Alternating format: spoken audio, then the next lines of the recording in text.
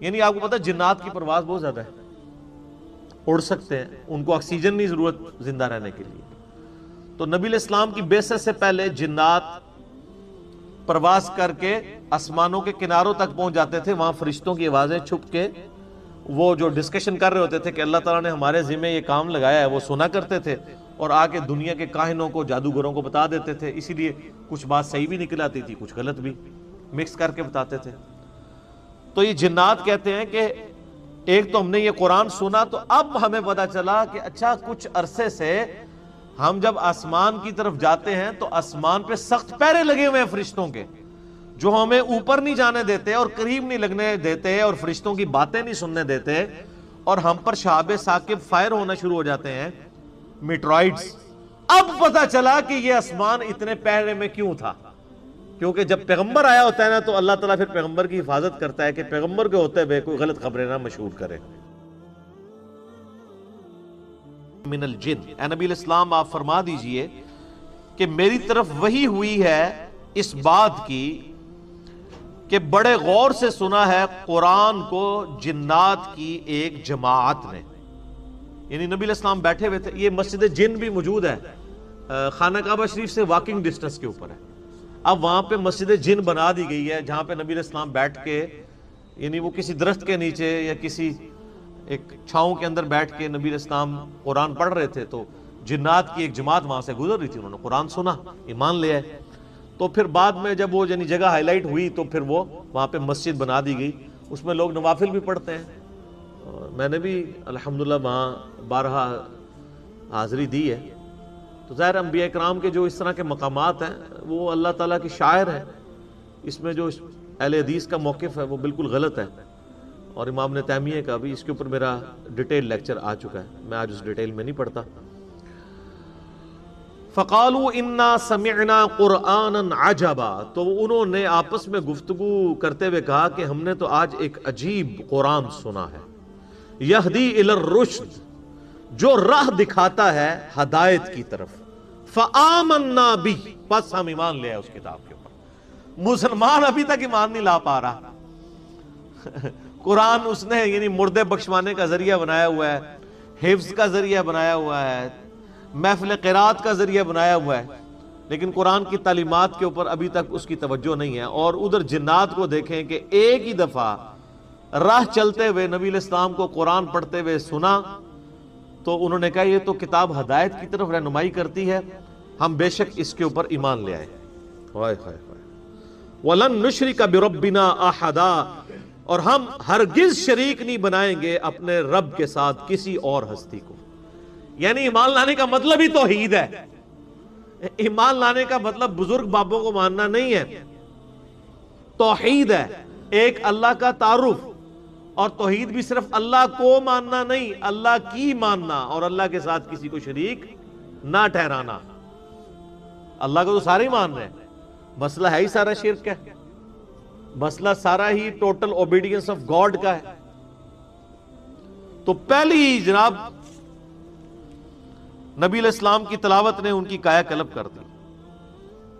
وَأَنَّهُ تَعَالَى جَدُّ رَبِّنَا مَتَّخَذَ صَاحِبَةً وَلَا وَلَدًا، اور بے شک ہمارے اعلیٰ و عرفہ رب کی یہ شان نہیں ہے کہ اس نے کسی کو اپنی بیوی یا بیٹا بنایا ہو.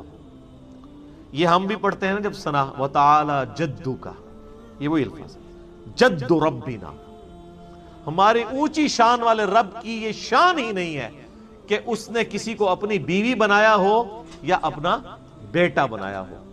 یعنی بنیادی وہی توحید کی دعوت ہے نا. قل هو اللہ احد اللہ الصمد لم یلد ولم یولد ولم یکن لہ کفوا احد.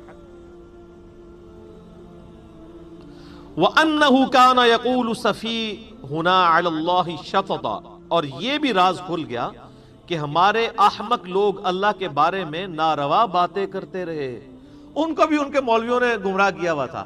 جب انہوں نے اللہ کی بات سنی اللہ کے پیغمبر کی زبان مبارک سے تو انہوں نے کہا یہ ہمارے بزرگ بابے ہمیں کیا کیا سکھاتے رہے ہیں. دیکھ لیں نا، وہ کہہ رہے ہیں نا کہ ہمارے جو بیوقوفوں نے ہمیں جو پٹیاں پڑھائی ہوئی تھی وہ تو کچھ اور تھی.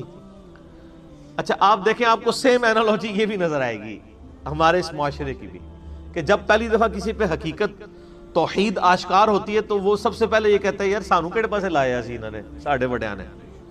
تو اب وہ کہہ رہے ہیں کہ یعنی اس سے یہ لگ رہا ہے شاید وہ عیسائی تھے, کرسچن جن تھے, کیونکہ وہ کہہ رہے ہیں کہ ہمارے رب نے نہ تو بیوی کوئی بنائی ہے نہ کوئی بیٹا بنایا ہے. اس طرح کا کوئی عقیدہ تھا ان کا پہلے, یا کوئی اور ہستیوں کو شریک ٹھہراتے تھے.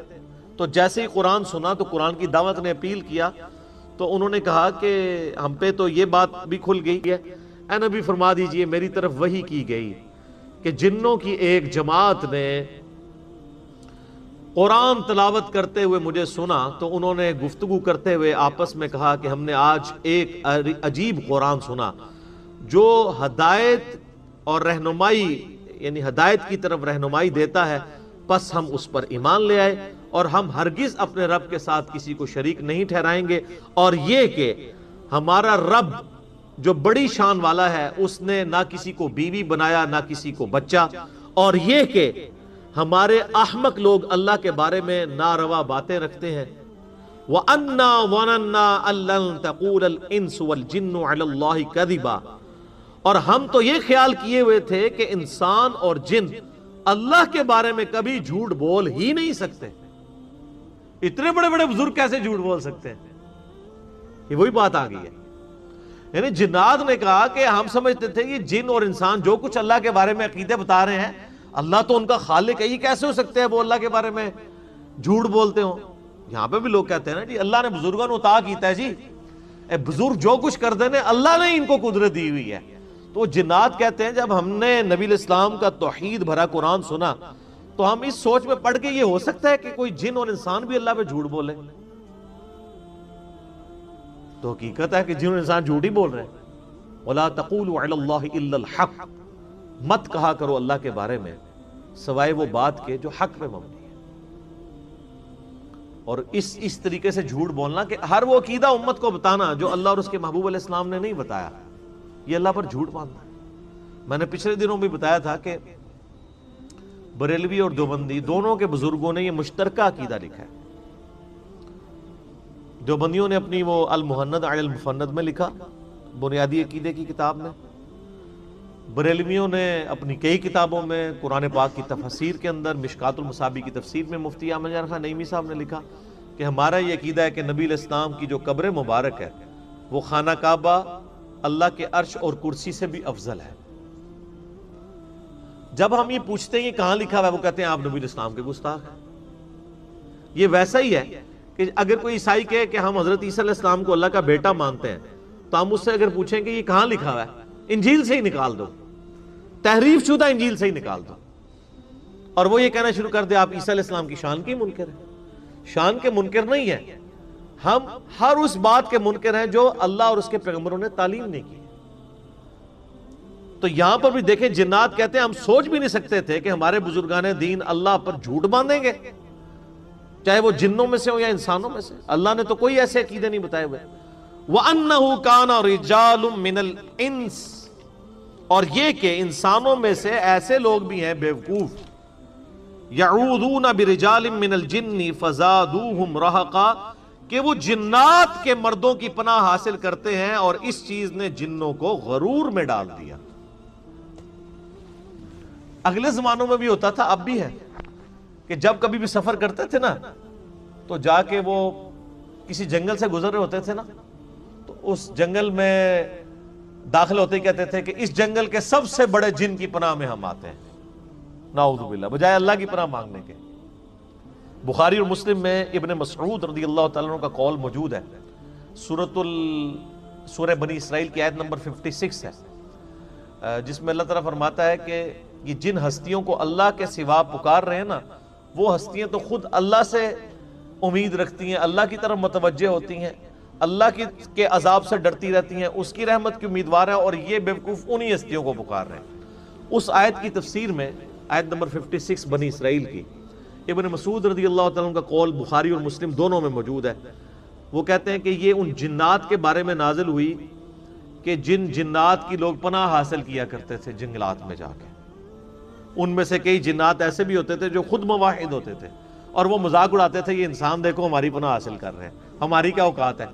میں آپ کو بتاؤں, یعنی لوگ جنات سے ڈرتے ہیں اور جن انسانوں سے ڈرتے ہیں. تو یہاں پہ وہ جنات کہہ رہے ہیں کہ جب سے پناہ لینی شروع کی ہے نا انسانوں نے، انسان بزدل ہوئے نا، تب سے ہی جنات کے اندر غرور آ گیا.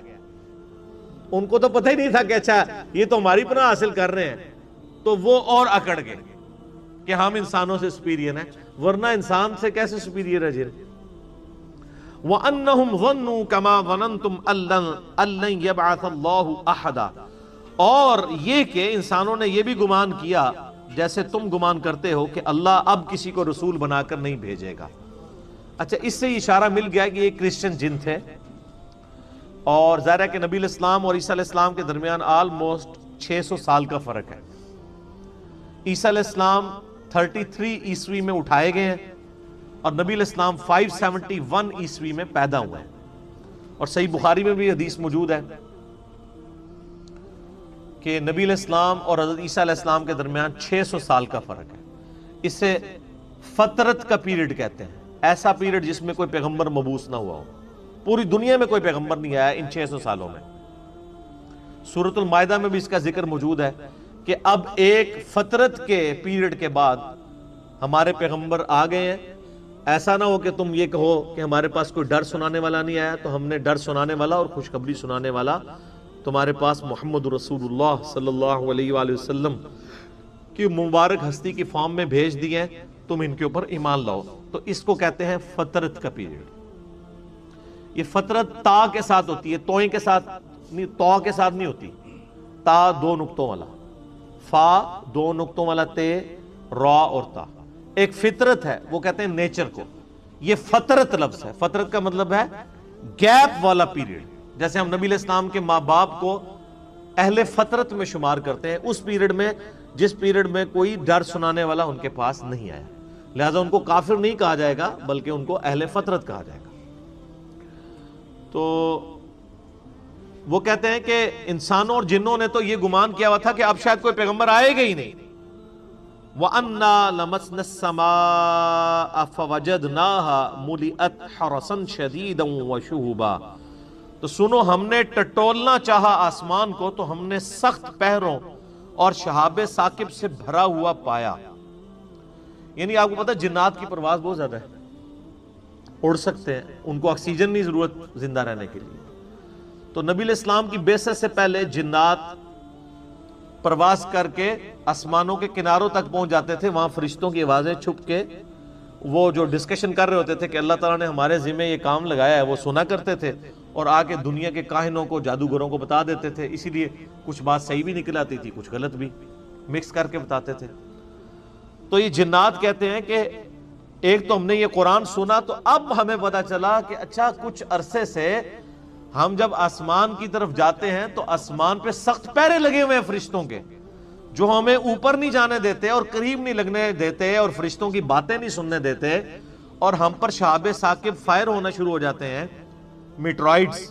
اب پتا چلا کہ یہ آسمان اتنے پہرے میں کیوں تھا، کیونکہ جب پیغمبر آیا ہوتا ہے نا تو اللہ تعالیٰ پھر پیغمبر کی حفاظت کرتا ہے کہ پیغمبر کے ہوتے ہوئے کوئی غلط خبریں نہ مشہور کرے. اور یہ اب قیامت تک کے لیے پہرا ہے. اب جنات کے اوپر بین ہو گیا.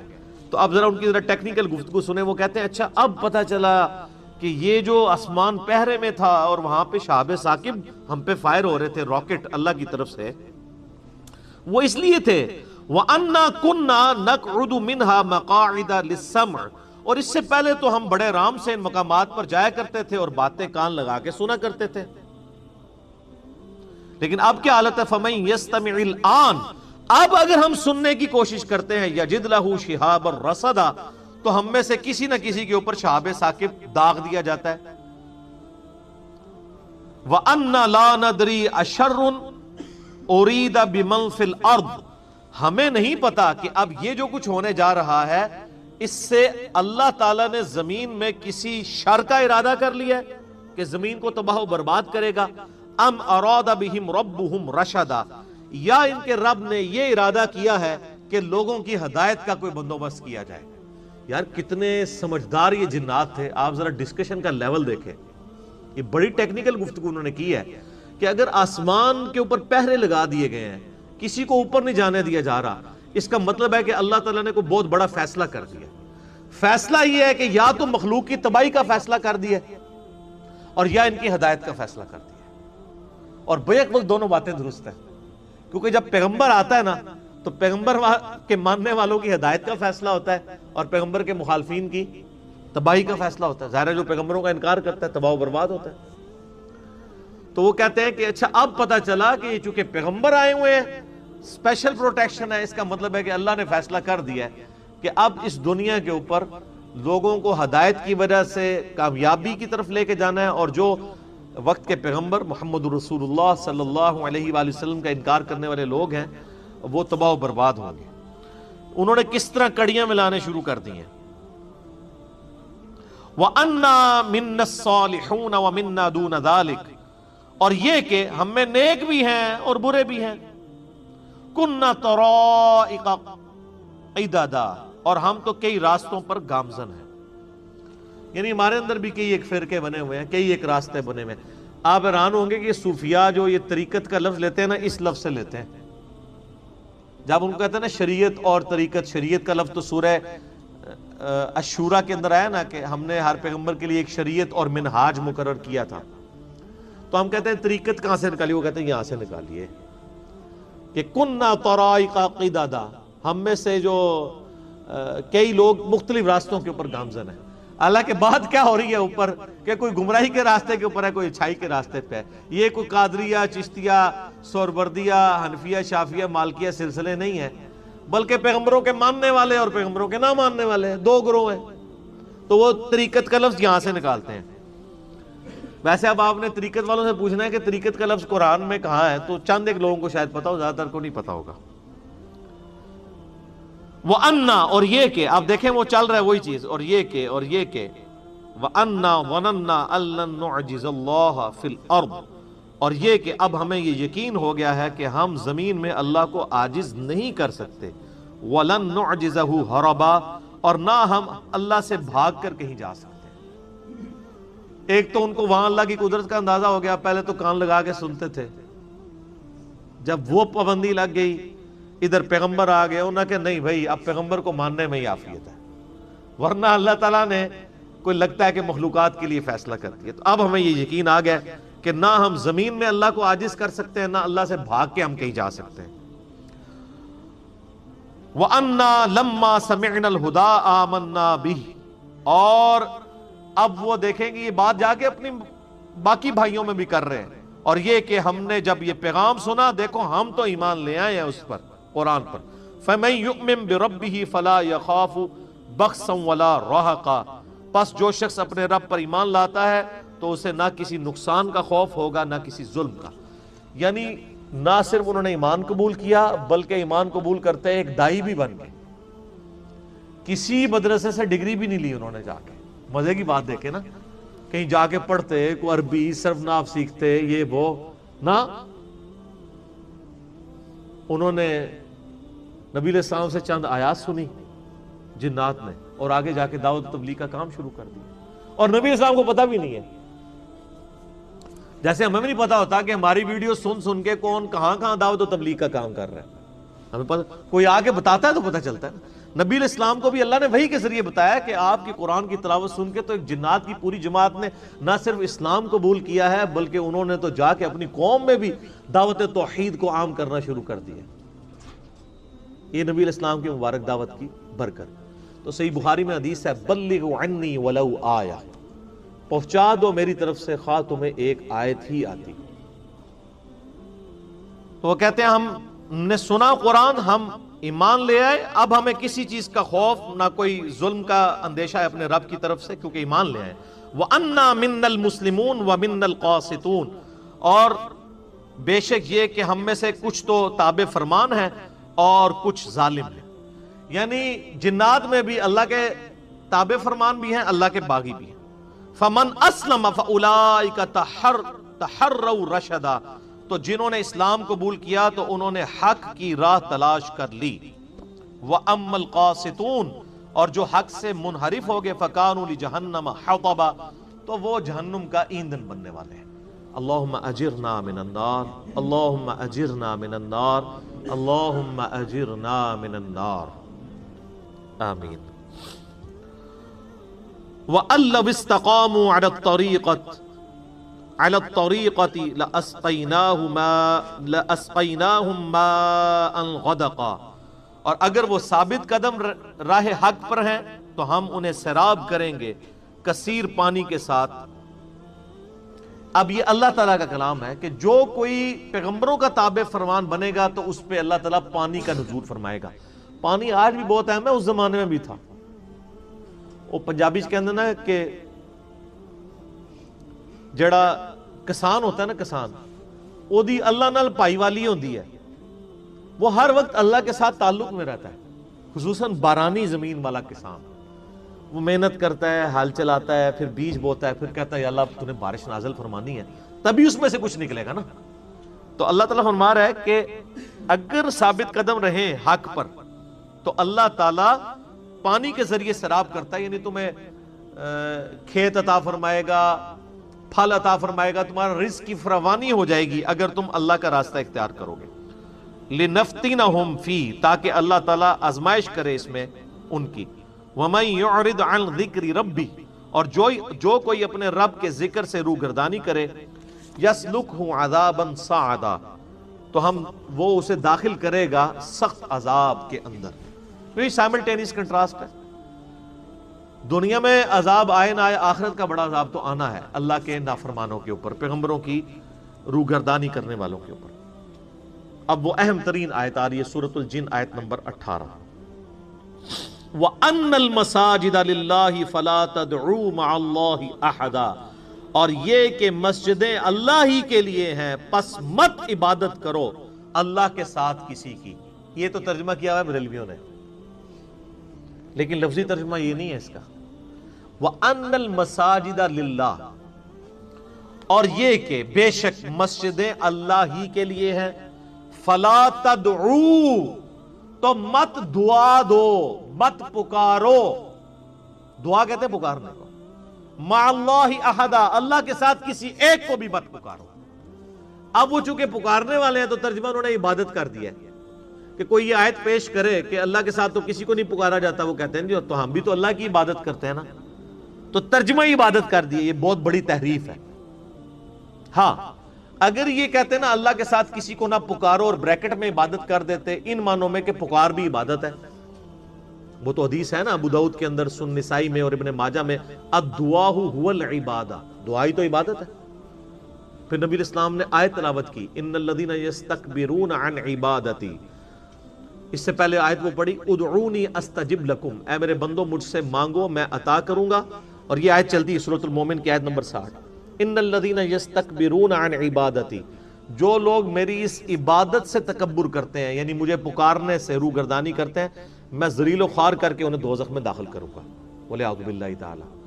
تو یہ نبی الاسلام نے خود آیت تلاوت کر کے بتایا، الدعاء هو العبادہ، پہلے یہ حدیث بیان کی، پھر ساتھ ہی آیت پڑھی کہ پکارنا ہی عبادت ہے۔ اس لیے آپ دیکھ لیں پکارنے کی عبادت اتنی بڑی عبادت ہے کہ اس کو علیحدہ سے اللہ نے ذکر کیا، ایاک نعبد و ایاک نستعین، عبادت اللہ کی، اور عبادت کی اعلیٰ ترین شکل دعا کے لیے، غیب میں کسی ہستی کے بارے میں عقیدہ رکھنا کہ وہ آپ کی مدد کو پہنچے گا اللہ کے ساتھ۔ تو اس کے اوپر میرے کئی کلپ، پچھلے دنوں میرا ایک نیا کلپ ابھی ریکارڈ ہوا ہے، یا رسول اللہ انظر حالنا پر صحیح عقیدہ، اس سے پہلے ڈیٹیل لیکچر ہے دعا صرف اللہ ہی سے، اسی کی ایکسٹینشن ہے، یہ مسئلہ نمبر 3 تھا، وہ مسئلہ نمبر 43 ہے، وسیلہ اور توسل کے صحیح احکام و مسائل، کہ پکارنا اللہ کو ہے، اللہ کے علاوہ کسی اور ہستی کو پکارا گویا آپ نے اسے معبود مان لیا۔ مدد کے لیے اگر پکارا، ویسے پکار سکتے ہیں، ہم نماز میں پکارتے ہیں السلام علیک ایھا النبی، اے نبی آپ پر سلام ہو، لیکن ہم المدد یا رسول اللہ تو نہیں کہہ رہے ہوتے۔ مدد کے لیے پکارنا منع ہے، صرف پکارنے میں کوئی حرج نہیں، مدد کے لیے پکارنا وہ قرآن پاک میں آ گیا، اَمَّن يُجِيبُ الْمُضْطَرَّ إِذَا دَعَاهُ وَيَكْشِفُ السُّوءَ وَيَجْعَلُكُمْ خُلَفَاءَ الْأَرْضِ أَإِلَٰهٌ مَّعَ اللَّهِ، بھلا بتاؤ تو کون مصیبت اور اضطراب میں گھرے ہوئے شخص کی تکلیف کو دور کرتا ہے، فریاد کو سنتا ہے اور اس سے تکلیف دور کر دیتا ہے، اور تمہیں زمین پر اگلوں کا خلیفہ کرتا ہے، کیا اللہ کے ساتھ کوئی اور معبود بھی ہے؟ یعنی جس کو تم اللہ کے علاوہ پکار رہے ہو معبود ہی ہے، چاہے بندہ سمجھ کے پکار رہے ہو، چاہے اسے رب سمجھ کے پکار رہے ہو تو جھگڑا ہی نہیں ہے، اللہ کے علاوہ کسی کو پکارنا ہی نہیں. میں اسی لیے کرتا ہوں یہ تو جھگڑا ہی نہیں ہے کہ مولا علی کو اختیار ہے یا نہیں ہے. مولا علی کو اگر اختیار ہوتا بھی تب بھی کوئی مولا علی کو پکارے گا تو مشرک ہوگا. وَإِذْ صَرَفْنَا إِلَيْكَ نَفَرًا مِنَ الْجِنِّ. اب وہ بات آ رہی ہے جو بخاری مسلم میں بھی واقعہ ڈیٹیل سے آتا ہے کہ جنات کے اوپر پابندی لگا دی گئی تھی کہ وہ ملائے اعلیٰ کی گفتگو نہیں سن سکتے تھے. نبی علیہ السلام کے آنے سے پہلے جنات جو ہے وہ آسمانوں کی طرف بلند ہو کے فرشتوں سے باتیں چرا کے نجومیوں کو بتا دیا کرتے تھے. لیکن جب وہ روک قائم ہوئی نا تو اس سے ان کے کان کھڑے ہوئے کہ دنیا میں کوئی بہت بڑا واقعہ ہو گیا ہے کہ جو ہمیں پہلے رسائی حاصل تھی اب وہ بیریئر لگ چکے ہیں. وہ بیریئر کیوں لگائے گئے تھے؟ تاکہ ان کی توجہ اس طرف دلائی جائے کہ دنیا میں کوئی غیر معمولی واقعہ ہوا ہے، یعنی پیغمبر آخر الزمان آ گئے ہیں صلی اللہ علیہ وآلہ وسلم. سورۃ الجن میں بھی آتا ہے، یہاں پہ بھی اس کا دو جگہ پہ جنات کی اس گفتگو کا ذکر ہے. وہ سورہ جن میں انشاءاللہ پارہ نمبر 29 میں کور کریں گے، یہاں پر بھی آ رہا ہے. تو اللہ تعالیٰ فرماتا ہے وَإِذْ صَرَفْنَا إِلَيْكَ نَفَرًا مِنَ الْجِنِّ، اور جس وقت ہم نے متوجہ کر دیا جنات کی ایک جماعت کو اے نبی علیہ السلام آپ کی طرف، يَسْتَمِعُونَ الْقُرْآنَ، کہ وہ قرآن کی جب آپ تلاوت کر رہے تھے ان جنوں نے وہ قرآن سنا. سر یہ جن کیسے جن تھے؟ گمراہ جن تھے. ٹھیک ہے جی، یعنی وہ حق کے متلاشی تھے لیکن ان کے سامنے کوئی ہدایت چیز موجود نہیں تھی. اس کے باوجود پہلی دفعہ قرآن سنا وہ فوراً اس کو قبول کرنے والے بن گئے. اہل ایمان بھی جن موجود تھے، پہلے بھی ہیں، آج بھی موجود ہے، لیکن ان کی تعداد بہت کم ہوتی ہے، زیادہ تر تو گمراہی کے راستے پہ ہوتے ہیں. بار اللہ تعالیٰ فرما رہا ہے جیسے ہی انہوں نے حق بات دیکھی اس کو فوراً قبول کر لیا. کیسے ان کے پر اثر ہوا؟ فَلَمَّا حَضَرُوهُ قَالُوا أَنصِتُوا، جب وہ آپ کی خدمت میں پہنچے. اور یہ مسجد جن آج بھی موجود ہے مکہ شریف کے اندر. میں نے اس مسجد کے اندر نماز بھی پڑھی ہے، بالکل واکنگ ڈسٹنس پہ ہے. جہاں پہ نبی علیہ السلام، یعنی اس وقت تو مسجد نہیں تھی، اب وہاں پہ مسجد جن بنا دی گئی ہے. یعنی وہ آپ کا ایک خیمہ تھا، وہاں پہ آپ بیٹھ کے قرآن کی تلاوت کر رہے تھے اور وہاں سے جنات گزرے اور انہوں نے قرآن سنا. جب وہ آپ کی خدمت میں پہنچے تو انہوں نے ایک دوسرے سے کہا خاموش ہو جاؤ. یعنی یہ قرآن پڑھا جا رہا تھا. فلما قضیا، جب تلاوت ہو چکی، ولو الی قومہم منذرین، تو وہ لوٹے اپنی قوم کی طرف ڈر سناتے ہوئے. قرآن بس سنا، وہاں سے قوم کے پاس جا کے انہوں نے وہاں پہ شور مچا دیا کہ بھائی اپنی آخرت کی فکر کرو، اللہ نے مرنے کے بعد تمہیں اٹھانا ہے، زندہ کرنا ہے، پوچھنا ہے تم نے کیا عمل. ایک لمحے میں انہوں نے دعوت حق قبول بھی کی اور دائی بھی بن گئے. یہاں تو بندے بوڑھے ہو جاتے ہیں، ان کو پھر بھی بتانا چاہتا ہے کہ سر اڑتے بال چٹے ہو گئے، داڑھی رکھ لو. وہ کہنا نہیں حال ہے نہیں تھوڑا. اور یہ دیکھ لیں ایک مجلس میں زندگی پلٹی ہے ان کی.